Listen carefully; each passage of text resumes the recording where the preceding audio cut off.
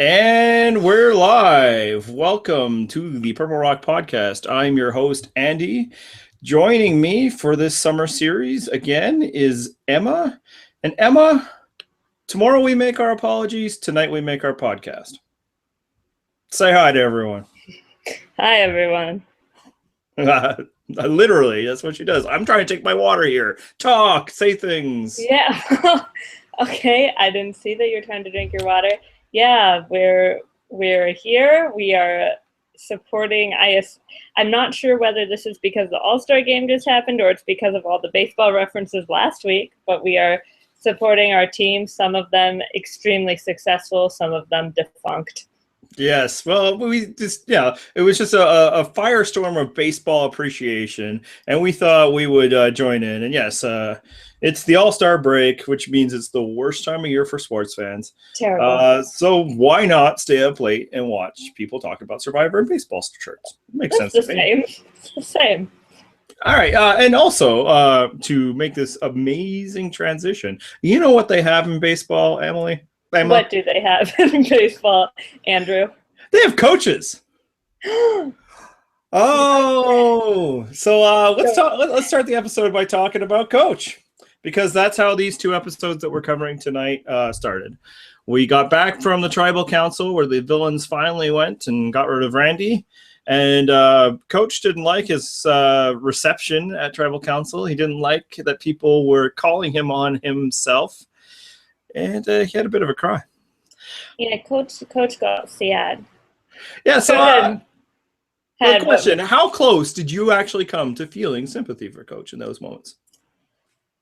Well, this time, I knew it was coming and knew the hilarity that ensued. And the last time I watched this, I still purely hated Coach from Token Chain. So I'm going to go ahead and say I didn't come very close. See, for me, it was like he a few times in the scene with Tyson, he came dangerously close to being like a human being and dropping his shtick, and then letting us have a glance behind the curtain, and then always kept pulling, no. So you could see what was going on, and I find that interesting. But then he still has to be like, well, nobody does this more than me. I'm the only one out here that can do blah blah blah blah. And it's like even while he's having this little meltdown, he still has to, stay in character. And it's really too bad, I think, because I think there were moments there when you really saw is that this is a guy who saw his edit on Token Chains and where he was more or less made out to be the fool. And he could see it happening again. I think that's where this all came from. Villains tribe, which he did not like. No, he's the most honorable ever. All of it. Yeah, I would say the closest he came, it's like, well, he's right in that he's very sensitive and hides behind machismo. Like, both of those are true. Yeah, but then he does it while he's doing this. Yeah, but then while he's unloading on Tyson, he still has to, make himself grandiose. And it's just like, you were so close. And honestly, I remember him being more genuine in those moments or vulnerable, and then watching it again, it's like, yeah, it's only in subtext. It's like it's there, and I see what's going on. Is that everything he thought he was coming back to Survivor to disprove that he's not a joke, that he really is the great man that he says he is frequently, was already come undone, and nobody was believing him. Sandra called him out on that. Nobody stuck up for him because it was true, and people don't stick up for you in tribal council that often. And it was all come crumbling down, and his veneer was almost going to go with it, and that's where the tears were. But no, he had to keep fighting back, and it's just like, sorry, Coach, this is who you are, and if you want, we can give you some tips for why you should stop being this way. Oh, and boy do they give tips. And by they, of course, we mean Tyson, who just clearly has had this prepared since Token Chains, because he just lays it out. It's just it's like, I could tell you a few things, but you won't want to hear it. And the Coach is kind of like, what things? And then bam. Yeah. Yeah. Don't wear feathers. Don't tell your stories. People don't like your story. They don't believe your story. If you're going to do Tai Chi, going off to the side. And it was. Alone. Yeah. Yeah, no, and I think that continues why All-Star Coach is probably the best coach, because it is the coach that's continually taken down a peg. Even here, even in his assistant coach is going to coach him up. Still being like, dude, you're lame and everyone knows it. Stop being that way, because I think Tyson probably genuinely likes him. Right. And it turns out actually the more human moment in that exchange was from Tyson. It's a glimpse of what we'd see him become in Blood versus Water. Yeah, and I think probably closer to who he is, right? Like, I mean, it seems like a lot of people like Tyson in real life. It's just, he's also the smartass, and that's the role he loves playing when cameras are on him. But I think he still like connects with people, and that's probably why he was the linchpin of this tribe, or at least the alliance within the tribe.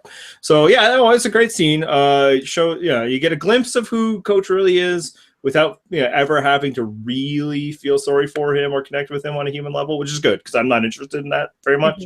And then you get him taken down again, and then it even continues a bit the next day, where Tyson tells everybody, because that's the other thing. Yeah. As close as Tyson is with Coach, he has no problem putting this whole Coach is gonna leave. He cried. He's thinking about quitting. Yeah, he totally sold him out, and no problem putting Coach's private moment on Front Street there. And then we even get Boston Rob with a good one-liner. Is like, talking about quitting. Doesn't seem very Coach-like to me. Yeah. Terribly sorry. I need to take a quick adjustment, because this laptop is far too warm in this weather right now to be literally on my lap. So you mean I have to fill airtime talking without letting somebody else talk? I don't know how to do that, but I will try. We're done. It's already over. Ooh, that was close. Yeah. So that was to kick off this set of episodes, a little interpersonal scene, and I think that's actually the more interesting thing about these two episodes, more so than the result, which was, there was actually one shocking result, one fairly predictable, but in terms of the overall story, I'm not sure how much they have to play, and we'll talk about that. But I felt more was interesting for the long-term game was we get introduced to the idols these episodes. And the two tribes take two very different approaches of how to handle the idols. And they're not only very different approaches, they are the opposite of what you'd expect for each tribe, which is funny, because it just sort of keeps going to show us, like, oh, the villains being the fun tribe, and like the heroes being all bickery and stuff. And so you have the villains, so you have Russell, who is the one who should have known better, notices like a little piece of paper in their reward, and it falls out, and Rob reads it, and so they all know about the clue, and it's a total, I guess they all watched Gabon. It's just like, what do we do with it? Throw it in the ocean. Yeah, get rid of it. Nobody wants it. Whoever has it is marked. Sandra has an amazing where she says, it's not fair if one person has a hidden immunity idol. And like, I love Sandra, but come on, like, okay, sure. Yeah, no, I mean, and like, it was Sandra pushing for it, and then Rob backing her up and all that. And in that instance, it shows how the old schoolers probably don't get it enough about how powerful this thing is. But I think it was also interesting that Sandra's the one who proposed this. She's the first person to say it, according to the edit. And I think that runs counter to the narrative that a lot of people have built for Sandra, that she's, this person who coasts, that she's always just lets other people take control and just stays back. I think that, and we're going to talk about this the whole season whenever it comes up, I think that's a totally misread on Sandra. And I do think some of it is because one of the worst observers of what Sandra is good at Survivor is Sandra. She just always likes to stick to her quick lines of, as long as it is hot meat. But I think this is an instance that shows she doesn't just sit back and let things happen. She makes things happen. She's a mouthy person. It's just, it doesn't seem like she's pushing it. And this whole thing of, whoever goes after the idol is marked for death, that was Sandra's idea. Yes. And I did enjoy Rob sending Sandra as like the spy on Russell too. It's just like, and that's of course where we get the immortal line, he's a stupid ass. Yeah, and I don't think that was like an accident. I don't think it was just because Sandra was nearby and their hands were busy. Right. I think it was a recognition of one of the things Sandra is good at. And this one she has pointed out, but I don't know if enough people have picked up on it. she's constantly listening in on people. She's an information broker. She's not a floater, and I think that's just a total disservice to people that think that. And I understand why they think that. It's a subtle edit, and again, she often just sells herself short because I don't think she thinks deeply about Survivor. I think she watches it, she plays really well at it, but a lot of people don't know in life why they're good at the things they are good at because it's just natural innate ability. But she is always knowing what's going on. And I think that's why I think, they probably recognize that about Sandra. So I was like, you go find him. And that was a great scene because they're just looking at in each other's direction because she's crouched down looking where Russell is and he's kind of looking where she is. And that could almost be a whole metaphor of their interplay the entire season. So should we move on to how the heroes discovered the idol or dealt with the idol? Yeah, so the villains decide that their idols are not fair play, and we're just going to be a harmonious tribe and not even worry about that nonsense. And the heroes decide, no, we're all going to go for it. We're going to go for it now, and I'll push you out of my way to find it if I need to. Yeah. Also, somewhat amusingly, is that both tribes found it like as a tribe. Like both tribes discovered the clue, in a way that it was unavoidable for everyone else to hear it. Yeah, it worked out perfectly, I think, for the producers. I'm sure they were like, that was a good idea. We did good. Yeah, and I almost wonder if Russell fumbled with it because he's just not used to clues to idols. Right, he's just kind of looked for that. Yeah, like what? You tell us where they are, and it's also, how great is it when he finally does find it, where there's this 2-foot trench all around? Like, hey, not so easy when they don't just jump right out at you, huh, Russell?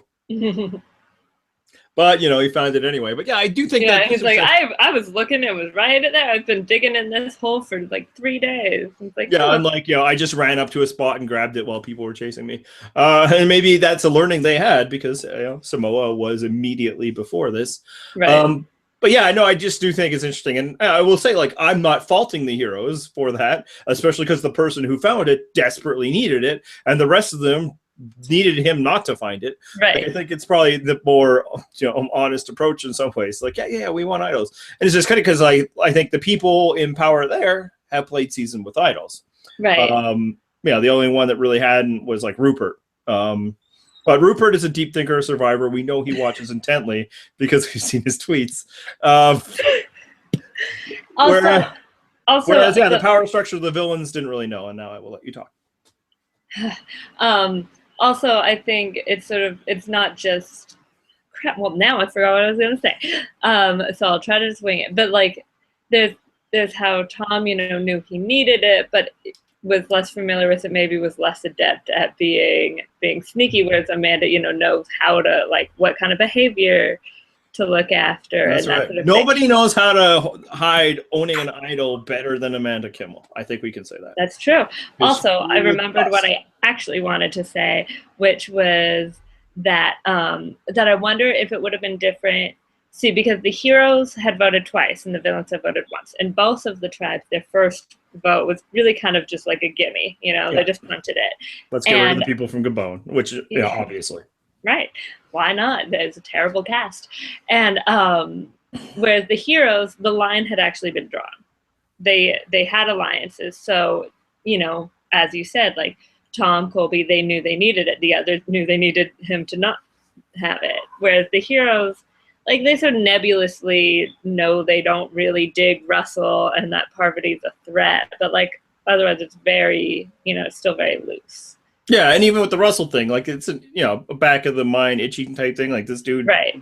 Cool, because I think anybody who's spent time with Russell Hantz gets to that point probably not too long. Ooh, why are the hair standing on my arm?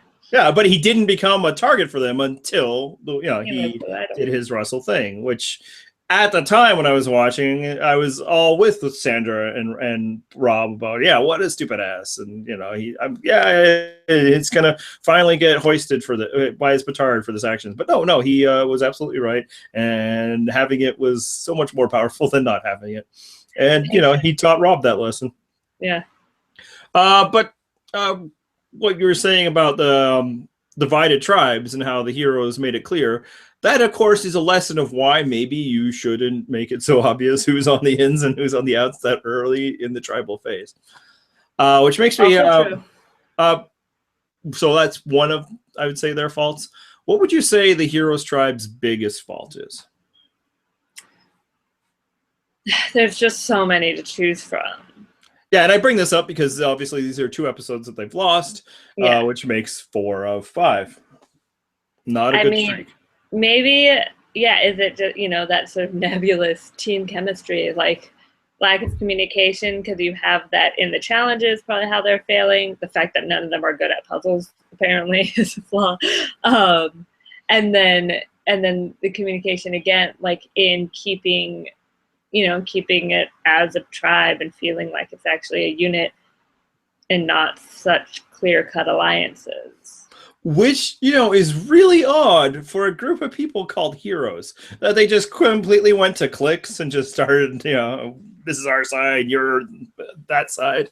And maybe part of it is because that's the only way, heroes know how to play is, the people with me are honorable and the people with me are problems. But I mean, and you stick with the people with you because that's the only honorable way to play. That's right. Whereas on the Villains Tribe, they actually aren't doing that. I think they all made it clear that they don't trust Parvati, but even there, they didn't vote her out. Yeah. But and they they'll still talk to her. Yeah, they'll still joke around with her because ultimately, I think she and Courtney and Sandra have really good chemistry. They will be people that can hang out with each other. Again, they just have probably really good chemistry. Well, Parvati has chemistry with everyone, as we know, and Russell clearly does not. And before I want to get back to what I think the Heroes Tribe's biggest problem is, but kind of move to the next thing because I've already kind of put us there. You see it in this episode that the villains, I want to underline, we call them villains. Yeah. They're the ones doing the team building exercises at camp, right? We see the scene where everybody but Russell, which is another great showing of how these may be villains, but Russell Hantz is a different beast altogether. They're all doing the Coach Chi, which you have to know that everybody but Coach thinks this is ridiculous. Yeah. I'm sure some of them might be like, "Hey, I could stretch." Not that Coach necessarily has. We know that Parvati at that point still was, very into yoga. It was she's like, "Yeah, this is similar enough to a warrior too." Yeah. What is it? Is his warrior chi or whatever he's calling it?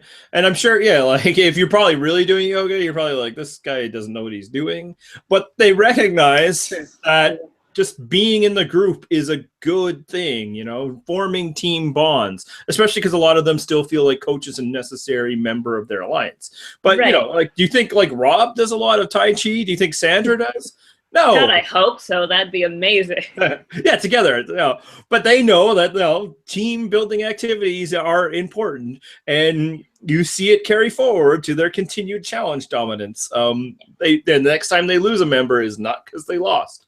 And if I may, not only, they also know that Coach was feeling very sensitive and very vulnerable. So this is sort of, they're indulging him. And even though they're indulging him, those who think it's stupid are kind of bonding with each other because you see Courtney and Sandra making faces. You see Parvati sort of laughing, and stuff like that.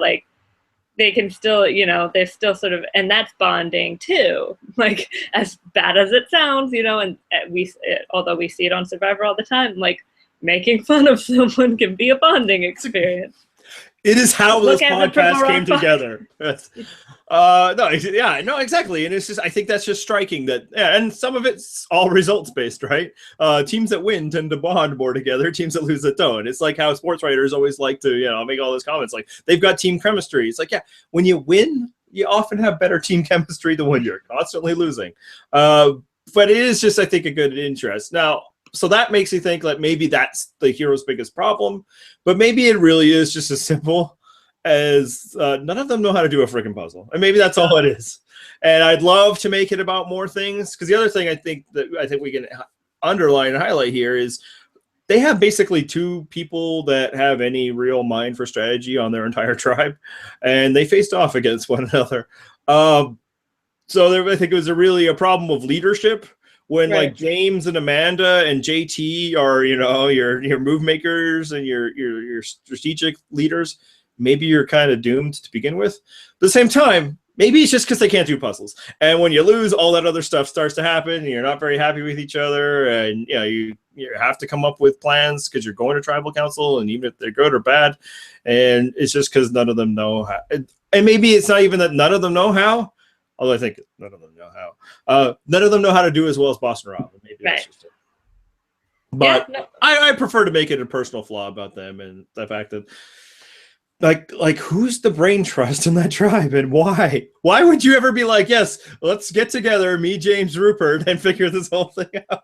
Yeah, that was a choice.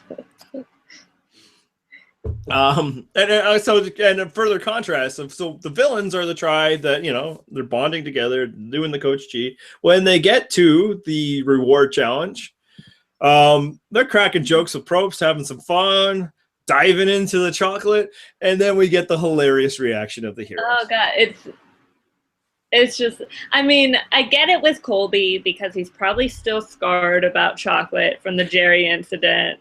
He ain't no Hershey bar. He ain't no Hershey bar, and he ain't about to eat no Hershey bar. But and then I think it's like, I don't know why the others let the outsider of their tribe guilt them into not having a bite of chocolate. Because you, Colby Donaldson, are not going to out macho me. If you think it's not honorable or in any way to do this, and of course it's not. And we are all going to stone-faced, intimidate the villains about our choice to not eat chocolate, which is the only reason why we're doing this challenge in the first place. Yeah, if I were Amanda or Serena, to just I'll take it. I'll have two. Yeah, I'll have theirs. And I just love the entire idea that are in their little hero brains that this is going to intimidate the villains. That Boston Rob and Courtney are just going to be shook to their core. Oh my god, they didn't even eat their chocolate. Yeah, this stunning display of bravery and stuff. They're so silly. It's just great. They didn't want the chocolate. They must be really motivated to win that chocolate. Yeah, Tyson, I'm sure, was just shaking in his boots. We got enough cracks as it was. Hey, we'll take theirs. And they were probably snickering at this whole display. But I hope there was interviews where they're all just can you get a load of those idiots? And they didn't even get any anyway. We just kept eating the chocolate. Yeah. So, I think that's just another great showing of your heroes are one way and the villains are so much more fun. Leads into a question I have is, who do you think has gotten the biggest hero edit so far of the season? And before you answer that, I should clarify that, of course, we all know who the real heroes are. The troops. I don't think you're allowed to say that as a Canadian. But we have heroic troops too. They wear beanies and stuff. All troops matter. Yes, I think that's the newest line in our theme song. Our national anthem. The Canadian theme song. Sure. I think the Canadian theme song is the soundtrack to The Littlest Hobo. Two people listening got that joke and they are loving it. Only real countries get an anthem. Anyway, what were we even actually saying? Biggest hero edit. Biggest hero edit. I would go top of, first thing that comes to mind is Boston Rob. Yeah, I mean, I might have just put this question in here so I could. Because you wanted to hear it. You wanted to hear me. I think it's without question. I mean, some of it's just the ridiculous, Jeff Probst, fawning over Boston Rob that makes all of the iconoclasts of the internet think they're the first person to try and insult Boston Rob. That one was for you, Gewis. Enjoy it. But yeah, I think it's undoubtedly, and at the time you're watching it, and it's well, is he gonna win? Because everybody seems to be looking for it, and honestly, I'm not even sure if it was these two episodes as much, but he got the fainting spell and the heroic comeback. And I did not get it. I didn't mention this last time, but can I just very quickly say how hilarious it is during the fainting spell that they have the camera act as Boston Rob, and it's oh no, I'm walking through the woods. Uh-oh, I'm falling. It's really his POV. Why? Why did that happen?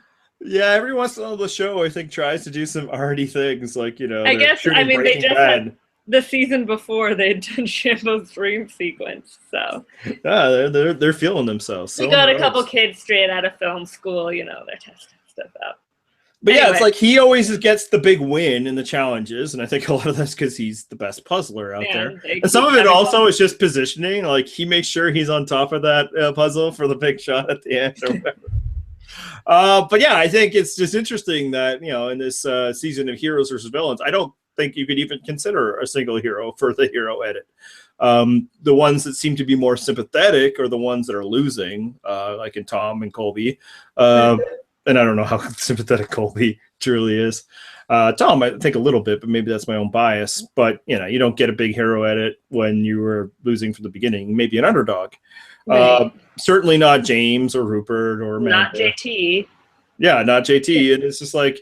He's getting like a big edit, but it's not a hero edit. Yeah. Whereas I do think they're like really invested in making Rob look like heroic. He's the one, you know, we'd be, you know, doomed without Rob. He's the one building our shelter. He's winning challenges. And I just bring that up now, not to just slyly, you know, hey, Rob, I love him, but because of what's coming. And I think the reason why they do that is maybe from what we were talking about. The Heroes Tribe, not all that much fun and not all that heroic. Villains Tribe, so much fun, you know, bonding, all of that. Multitude of personalities. Yeah. And that's about to change. And, you know, the show was losing their heroes versus villains, you know, dichotomy that they were so sure would build fun storylines. But they get another one when they just have to create a hero within that villains and set up the biggest villain. So, I think, you know, part of it obviously is just probably the love of Jeff Probst and CBS, frankly, for, you know, Rob Mariano. And some of it, I think, is because... you know, they spend a lot of time in the Rob versus Russell storyline to begin, but I think that's to build up Russell. And right. Russell will take down a hero, and if he doesn't have another tribe of heroes in order to do that, then they'll create one in the villains tribe. Speaking of villains, I think another fun thing that happened this episode was we get to see the beginning of Parvati's manipulation of Russell. How much did you love the scene where she will not take any of Russell's garbage? I mean, obviously... It's good, and it's like that just also shows that it's like Russell, like as much as he said, like in the beginning, because he's like the new guy, you know, it's like, oh wow, it's like I'm like starstruck by these people. Like we know you were there for Pirate Master Russell. We know the truth, and then the fact that like he's just playing, you know, he goes to the pretty girls again. He's like, oh yeah, you can ride my coattails. He says to Parvati Shallow. It's like. Cool, you did not watch Micronesia, did you, buddy? I do wonder, though, if, I mean, well, I guess that's not ultimately Parvati's mistake, but, you know, if it's really, honestly, a good idea strategically as much as it is, you know, satisfying to let Russell know that you have a mind of your own. Yeah, and it's interesting, and I think it does it's a push-pull throughout the season, because I do think it is important that Russell doesn't ever get to treat Parvati too much like one of his, you know, dumb girls alliance. Yeah. I don't think that's the terminology he gave it, but the only one I'm comfortable saying. I hate that guy. We know. But at the same time, there will come a time down the line where, you know, stepping on his oh so fragile male ego will hurt Parvati. Yeah. Which is a shame, because God, is it satisfying in the moment. Yes, it is. And I think we'll get there. I think it works because if anybody's able to, you know, work, you know, the complicated demon mind of Russell, it's Parvati. And I love it that even in a scene where he is giving her one ticket to salvation, because he's not really on the outs, or at least he doesn't know for sure that he's on the outs, because he doesn't know that everybody knows he has the idol. Right. And he's like, you know, hey, we're going to be okay. And I got this idol. And even there, and she's, you know, she's very grateful and this is awesome and all that. But she's still going to remind him that she don't ride nobody's coattails. And that's why Parvati is awesome. Indeed. Indeed, she is. And I should also, you know, point out that it's also, they were the only two people there. The rest of the villains are together bonding. And obviously some of that is alliance stuff. But the reason why that big alliance is a group is because they just get along. Yeah, I was like, I mean, it worked out, and obviously he had to tell like she needed the moment for Russell to tell her anyway. But I was kind of like, Parv, is it really such a great idea to be hanging out with him alone right now? Like maybe she's just really wanted more chocolate. But I was like, Right. that watering hole looks pretty nice, doesn't it? Maybe you should go. Maybe you should go Be check there. that out. Hell, maybe do you should that. be throwing him under the bus. But Yeah. it worked And I'd out be better. like, for yeah, him. I can't believe he's looking for that idol. You know, I found an idol in Micronesia and I left it there. That's right. I don't know why everybody thinks I'm the bad guy. This guy is real shifty. And also, like, should Danielle even be here? Yeah, that sort of thing. Yeah. Yeah. Where was Danielle, actually? Because I don't think she was in the pool with them, was she? Maybe she had a little too much chocolate.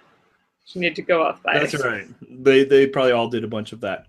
All right, so that's all I think the background stuff, not the the gameplay stuff. And I will say this season, this rewatch is actually kind of difficult for us because so much of what we are used to doing is speculative. And it's it's like, hey, do you think this move it's a bad idea? Will pay off? We'll speculate in a different way. We'll try to do counter histories and should they have done this a different way? And to start, we'll talk about the first person to go home in these 2 episodes. Did Suri screw up, or was it just a case that she took a bad beat? It's tricky because I think if she hadn't, I think the main read, I guess the main mistake would be not reading, like they know JT is shifty, and I think it's the decision to trust JT because they know JT wants Candace out because A, he obviously was pushing it this time, B, had been mentioned it last week.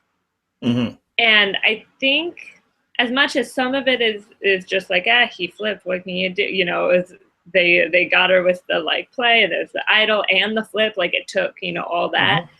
But on the other hand, like I think if she had a little bit more of a Sandra anyone but me thing, like is Candace that important to your group, like Mm-hmm. there's still only 2 of Colby and Tom. You maybe get JT more on your side because he really wants Candace out for some reason. I'm not really sure why, but JT for 2 weeks in a row has been really like anti-Candace. Mm-hmm.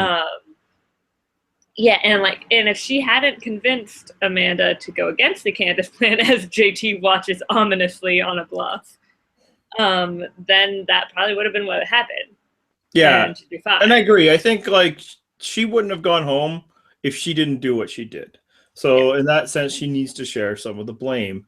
I understand why she wouldn't want to lose Candace because she feels like Candace is her only ally. Right. But I would also say, as you were saying, if the game is pulling against her, I don't know if you have the strength to keep her there.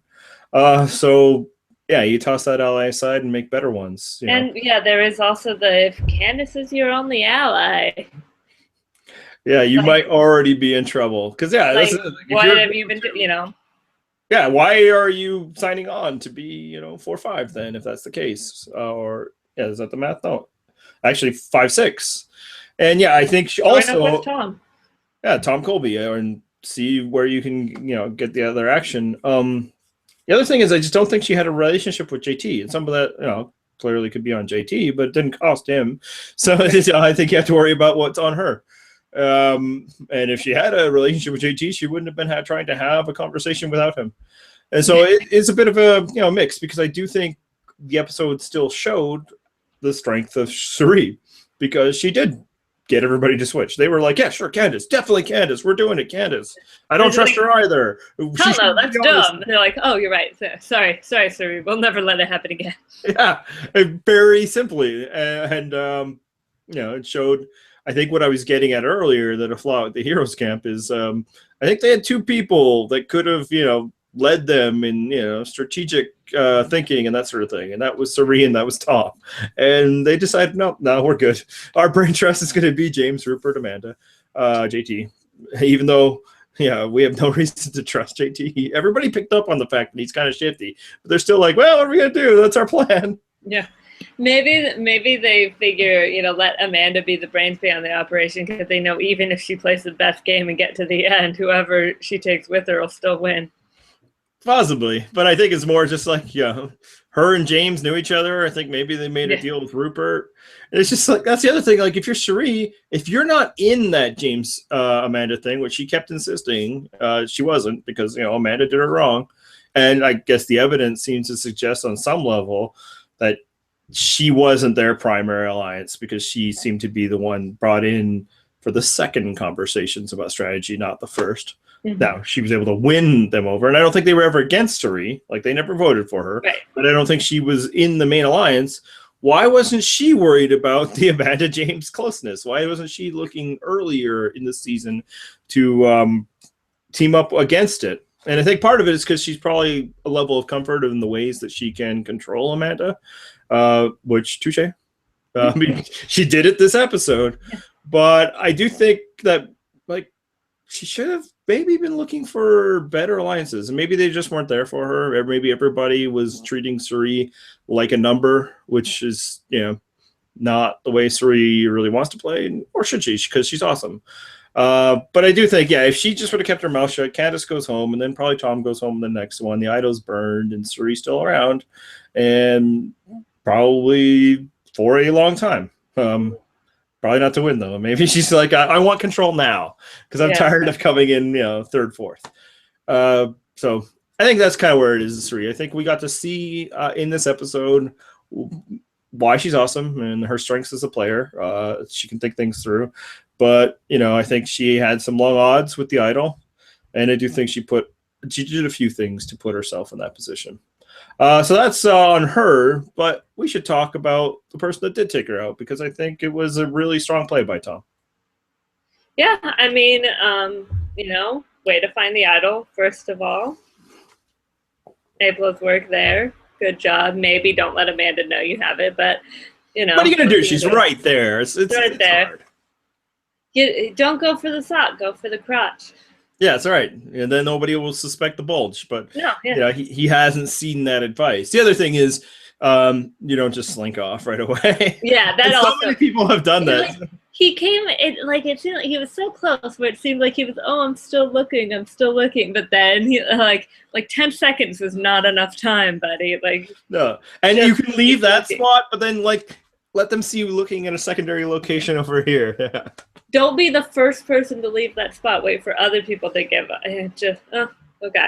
But and to go back to, to not be so upset that JT voted for Stephanie, to just consider that a bridge burned, and to work with it, contact him again, where he can do the he's not Southern, but still close to the good old boy thing, and the winners that they were saying, if we go to the end, winners, man to man, man to man, winner to winner, because if we're both in the end together, they got to vote for one of us. Which foreshadowing. Yes, I don't know about that, but yeah, and. It worked. I think the biggest thing he did was bury the hatchet with JT, not let that door be open, and then he let JT pick the target. He didn't go back and all right, now we're gonna make our move against James or Amanda, like they were pushing for before, or even Candace. Once he saw those things were done and he could tell that JT was bothered, it's hey, well, you could do Cherie. If you want Cherie, it's going to be Cherie. And here's the other thing. We don't need anybody more than us. Because I think so many people complicate that idea. So many people want, more security or a bigger alliance, a majority. Yeah. Some podcasters even will totally destroy the fact that the plurality will win. It's no, everybody must know. Okay, maybe just the one podcaster. He's just us three right now. We can make this happen. Nothing else. This is the plan. And it seemed like JT, even though he was essential to the vote split on the other side, he needed Tom to explain it to him. He figured out, how the 3-3-2 would work. Yeah.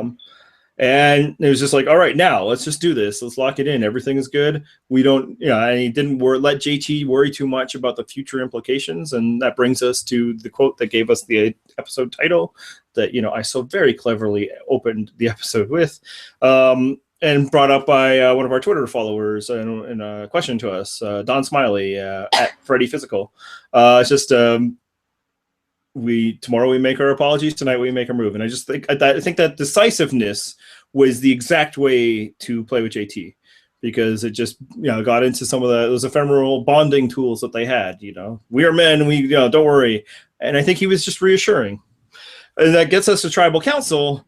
And I just want a quick note on that. It's like, how freaking smug were that other side when Tom plays his idol? Very. Yeah, just like they're like laughing, like, ha ha ha, what's this idiot doing? Well, for one, like he's not going home, so that's cool. Yeah. I think they're all just like, yeah, we got this puzzled out. And and obviously it could just be editing, throwing in different reactions to them. But I choose to believe that they were being smug because it's more fun that way to see, Rupert and James somehow get outsmarted. And James, when an idol is involved. Who knew? So yeah, great moves by Tom, and I think it was just a nice little reminder that Tom Westman's pretty good. And he's pretty cool. I was surprised that they didn't show like that many reaction shots. Like once Cirie went home, like they kind of showed Amanda looking, but like there wasn't like a lot of like, I am shocked that this is happening, and I'm like, but they should be. I want to see that. You should be mad at JT or like trying to figure out the math of it. Yeah. Because how could a vote split ever fail? Right. Never. Just ask Steven. That's why you got to just put all the votes on one person. You got to always split the vote, except for the times when you really shouldn't do that. And you should just pick a target. This is also a little bit of foreshadowing. But yeah, I just think it was a nice little reminder this episode how he beat Cirie at her own game. It's just that Tom isn't just a guy who won a bunch of challenges. And I think that's, as much as like Sandra's reputation is just that she floats along and votes the way people tell her. I think a lot of people just put Tom in that bucket. But no, he is a strategic thinker. He's maybe not the all-time strategist. He used his teammates to help him with strategy, but he understands and is willing to do, to play the game to the point where, he will slightly coax one of his competitors to eventually leave a buoy. So I think we saw that. I think the way he was able to work with JT again instead of just having her feelings hurt, because I don't think Colby was up for that necessarily. Although Colby was probably more okay with it from JT than he might have been from somebody else. Just decisive way, the way he was able to connect with him, and it worked out. And I do think that if Tom and Cirie had teamed up, would this season have been like much better for them? For that, you got it. I guess it couldn't have been much worse, but yeah, true. I guess like where it really would depend is if they're able to get enough allies, because like if they're like seen as an obvious pair, they become very, very much a big target. Yeah, but so you get Cirie, Tom is kind of the ringleaders. Yeah. And then you still get Stephanie and Colby. Colby. JT is going to float with whoever side is stronger. If they really wanted to, they could have got Sugar, but not if they had JT and Colby. So. Yeah, and it's fine. Yeah, whatever, Sugar. Just let her go. It's fine. But that's just three other people on the other side. Like I think Rupert, James, and Amanda were the solid block, and then other people were just like, okay, cool, I'll follow you. And it's just, and in this, we'll hear Jeff Probst way down the line talk about how, if only Russell and Rob had teamed together, they could have run this game. And no, they never would have teamed together. You can't team with Russell Hantz. And, as much as Parvati says she doesn't ride coattails, Boston Rob truly doesn't, because he's got a huge ego, not necessarily because he's great at this. He loses to people that he has partnerships with, but he won't let somebody else take the wheel. But yeah, I think like if Tom and Cirie had been the brain trust of the heroes, they might have done better, but maybe not. Maybe just because they can't do puzzles, it doesn't matter. But it's just, it's interesting. And I just think that's maybe something to, all the future survivors that are watching this show, maybe don't always look at the person whose, skills are complementary to yours as your main competitor. Maybe sometimes it's good to form alliances with people who aren't idiots. Yeah. Idiots, they're unpredictable. Yeah, they do to the point. Yeah, so he's like, why are these people so stupid? And actually, it's the last thing on Tom. Well, I guess not the last thing because we have to talk about him leaving. When he's voting Suri out, I think he even recognizes and gives her a little bit of respect that I had to be you because I can't let you manipulate all these weak minds in the tribe. Yeah. Again, like he's observant, like he's one of the better winners. Just because he wins challenges, internet doesn't mean he's stupid. Because so many in internet is like, we don't like challenges, so that doesn't mean anything. Only the people that give confessionals about how their masterminds are the ones to win, even though. And that concludes this week's Andy Yells at the Straw Men. Well, the episode isn't over yet. There's still time. So let's talk about Tom going home. Was that a mistake by JT to vote out Tom instead of the completely hobbled James? I mean, I don't think. I guess the question is, would Tom have said, "Hey, I don't know if writing that letter is such a good idea, but maybe put the pen down." That's where I'm going with it, because ultimately they were going to vote somebody out again, and obviously they couldn't known this, but yeah. They were going to have to vote somebody out because the next episode is a double elimination. Sorry for people that haven't watched it ever before. And then, things would go okay for them for a bit. But I do think that, so like James's weakness in challenges really didn't affect them too much. I mean, they do lose the next one. Right. It cost them another reward. But, if you voted out James now, maybe it just would have been Tom next anyway. But kind of like getting back to that idea, it's like, I think Tom might have stopped you from that stupid ass idea in a way that the people he was aligned with, all of whom kind of think like, I don't know about this, JT, weren't strong enough necessarily to step forward. I think Amanda was like, but he has the idol. I better not say anything. Rupert, on the other hand, I think was all for it. Yeah, there you go. So we'll cover that, I guess, when it gets there. But JT votes Tom out because he wants to show that that was just a move to get rid of Suri, and he hasn't betrayed that other alliance. But betray that other alliance. They're idiots and they're dooming your tribe. How about just form a better alliance with Tom and Colby and Candace and let's make this roll. But no, I mean, for one, as you pointed out, for some reason he just doesn't like Candace. Yeah. Probably because she's so much smarter than he is and he's threatened by it, perhaps. But that's or he just doesn't. I mean, I think JT watches the show. Maybe he just doesn't trust her because he's like, why is she on the heroes tribe? She mutiny. I wonder if there's a lot of that too. It's like, you're not one of my honorable heroes. Yeah. I think that was starting to be a Rupert impression. Then I just bailed on it because I just want to make it clear that was clearly not me impersonating JT. That was another one of your classic Southern impersonations. You do so well. What happened here is I think JT really wanted to be the big hero. He wanted to be the big leader, and so he was trying I can be the leader with these people, not these people. But again, it's just maybe form strong alliances. Yeah, not necessarily with people you can't beat, but JT should feel confident that he can beat people unless he does something really stupid, which could happen. I wonder. Yes. So I do think Tom might have been a more level hand to help JT in the rough waters ahead. Certainly more so than James, who isn't very level-headed, and you're telling me James doesn't understand what to do with idols. James is like, when people give idols away, it can never fail. Moment of silence for the fact that James brought his China idols as his luxury item, which is the greatest thing that has ever happened on the show. Say what you will about the heel turn of James, but that is amazing. Yeah, no, I mean, here's the thing: when he's not being aggressive and competing, he's a funny dude. I think a lot of people don't remember that. It's he was a laughing, joyful presence on juries, and that's a fantastic example. And when he got voted out, he was able to, call himself the stupidest player ever. So fantastic. I didn't notice that. Yeah. I can't believe you didn't know that little bit of Survivor trivia. I'm not a connoisseur of trivia. Shocked and appalled. Whose role is that? Who's the trivia person? Oh, let's still say it's Barbara Anderson. Anyway. Okay. Everything is Barbara Anderson.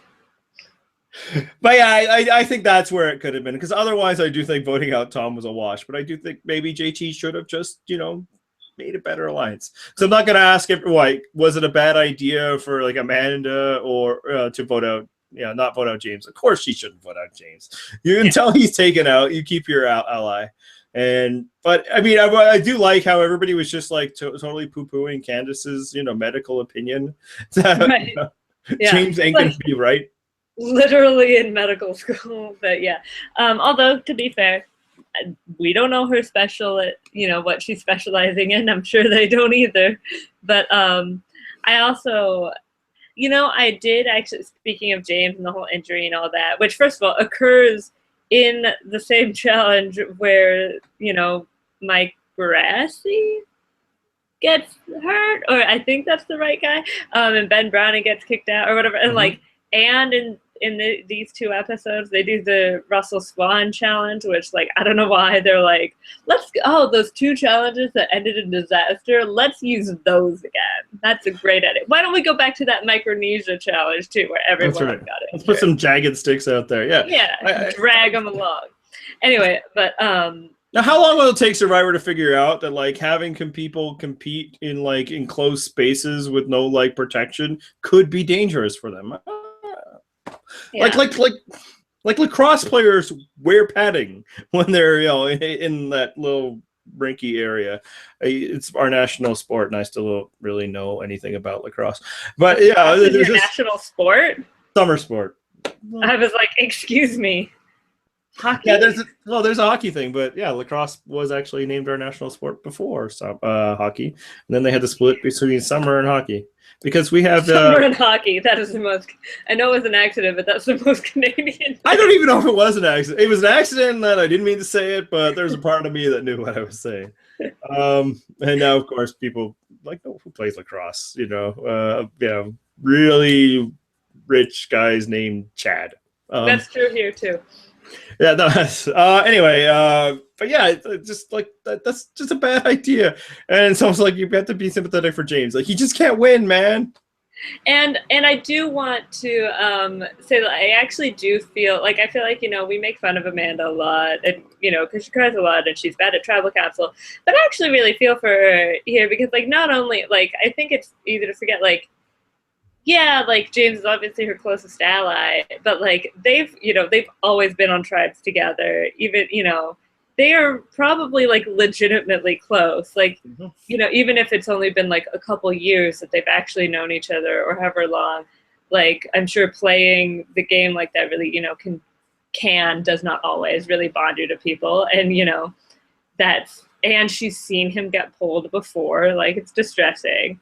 Oh yeah, no, I have no problem with her reaction. I think that said, her little run to him is the worst. And John must like have died watching that, because we know how John loves to criticize running form and just. It's not great, Amanda. It's not great. I was waiting for her to jump into his arms, like, no. Yeah, he falls. Also, how they used him then in the next just. Don't know what I'm doing, talking about challenges. Well, you are the challenge specialist. You're the only person that has participated in Survivor as challenges. Ish. I mean, that's a very loose interpretation. But yeah, I did Paley Center, and I did well. God damn it! I was gonna do better at the swearing this time. Yeah, that one's fine. I'll say that in front of my kids. Like, go to Catholic school. Yeah. Anyway, that again, they go straight into another dangerous challenge where everyone's blindfolded, and that, so to keep James from walking, they stick him on the platform, and he actually does a decent job. But I was noting, I'm like, his voice is really too low for this. Yeah, and by like, the end, he had poor guy. He's so raspy. Like, I felt, yeah, like, walk your ass, like, what? Yeah, actually, a note on James. But they got there. I mean, they got there. Nope. It's just they can't do the freaking puzzle. Nope. Can't do it. How about the nerve of James, though, saying that, like, him on one leg is better than, like, one of the all-time challenge beasts in Survivor history. He has no idea who Tom Westman is, does he? No, he's just like, I don't know, he's old, so No, like, how could that guy ever help a team win? Are you freaking kidding me? Yeah, it's like, hey, James, remember how you kept saying how Stephanie lost every challenge? You know the real reason for that? It's because the other team had Tom freaking Westman. Now, look, he is older. And Ian. Yeah, and Ian. But, he's not on this season. Because he's not a hero. Yeah, he's a beauty, right? That's right. We have on very good authority that he should be cast on a beauty tribe. Deep And, cut. seeing some of the guys that have been, I mean, Ian. Look, I didn't know he had an age well. Ian. I didn't know. What are we even talking about? But but no, obviously that's James fighting for his continued place in the game. But and Tom is a little older, and it sounds like spending 13 hours on a buoy actually did some long-term damage to his feet and legs. But still, come on, James. I'll help us more than that guy. No, you won't. And he did some solid yelling though. Yeah, but it's like that's because we had to put you, the strongest survivor in history, on our collar. You did all right. I think we would have been better off if you weren't doing that. And the next time might not allow you to sit there and yell at people. They really might need you to walk. And the idea that or God forbid, run. Yeah, like through thoughts and prayers or rubbing the hands together that we're going to heal what is clearly like a torn ACL in 3 days out on a beach, which I don't spend a lot of time on beaches, but I've heard that the footing isn't that secure. It's much more difficult to run, yes. Just say, I don't care. You're not an alliance that I am. We're voting you out. But to say if you guys really think that guy is more valuable than just vote me out, they should have all been like, well, okay. I mean, James just asked us to vote him out. I mean, maybe valuable, wink, wink, wink, with his vote. It's actually, and similarly, I noticed in the previous tribal council where Suri goes home, James straight up says he's voting based on challenge strength, and it's like. We know you're not. There's no need to lie about that, James. Yeah, that just shows the entire hero mindset that I'm just going to invent things so that it fits into my worldview of this is how I vote. This is Tom freaking Westman. He is one survivor, and you're trying to act like he's a loser. His tribe never lost. He himself won 4 or 5 immunities. Go to hell, James. Sorry, I guess I'm passionate about Tom. All right, so anything else from this episode? Or these 2 episodes? Well, I mean, hate to bring up another challenge, but we didn't talk about the oiled up challenge. There we go. That's James showing his value to the show. Oh my gosh. I wish that my glasses weren't stuck by my headphones so I could do a proper I think they should, and then I think the season missed an opportunity not having more challenges that pit James versus Sandra. Oh, poor Sandra. Also, how disappointed was Jeff when Parvati sat that challenge out? No, okay, never mind. And I gotta say, why were they making these girls had to sit and guys, and then they still had guys facing women? And what was the strategy there? And if you would like to take a minute to talk about Danielle, who's the only well-endowed young woman on this season, you can. But James, goddamn. Well, I will say with Danielle is that she played her role. If you figure that she was put on there to be somebody who fills out a bikini, she certainly chose one that she filled out. I honestly don't, not to get too into, I don't know how it stays on. No, it's ridiculous. That is there was a lot of space there that shouldn't be involved in a bathing suit. I don't know how it stayed on. I mean, obviously as the season goes on, there develops room, but the skirt is just very cute. That's just a nice classy touch. Yeah, that's a surprisingly the what's inside is not, but a surprisingly childlike bikini. with the Yeah, with the little, polka dots. Yeah, maybe that's why I don't talk about too much. It's doing weird things. and the little ruffly skirt, which like I guess she's like trying. I haven't noticed. We can ask John. Maybe she just doesn't have much of an ass, and so she's trying to like balance it. Because that's what I don't know. That's what you do if we have ruffles on top. It's to distract. That's right. Yeah, well, I think she uses something else to distract. And way to out John as because she the doesn't. ass man of the Purple Rock podcast. She doesn't need to have ruffles on top. She doesn't need to ruffle feathers. God damn it! What have we done? I know, we should have ended the podcast minutes ago. I apologize to everyone. But yeah, she really had to mention James oiled up. That was something. And for all the slack, the slack that Colby is going to take, I think he still looks good for a man his age. Yeah, he does. This is fine. He's probably like an easy, like he might be like the number 2 there. Like there's not like a ton of like, especially body weight. Like Tyson's too skinny. Sorry, and his little man talk. I know, but still. And the other dude, meh.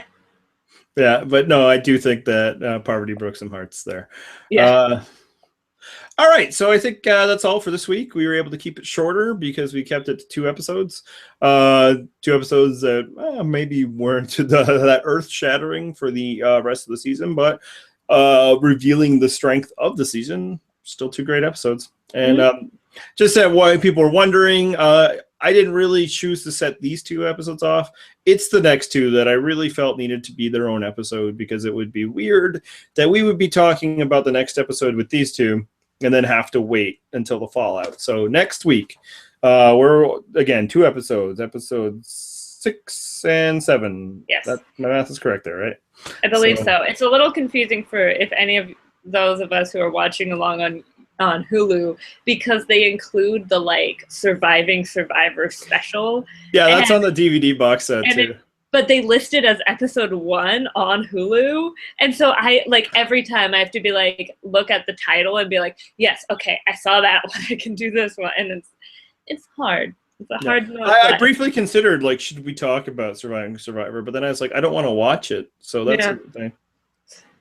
But if anybody wants to do a live blog, whatever thing on the Surviving Survivor special, feel free.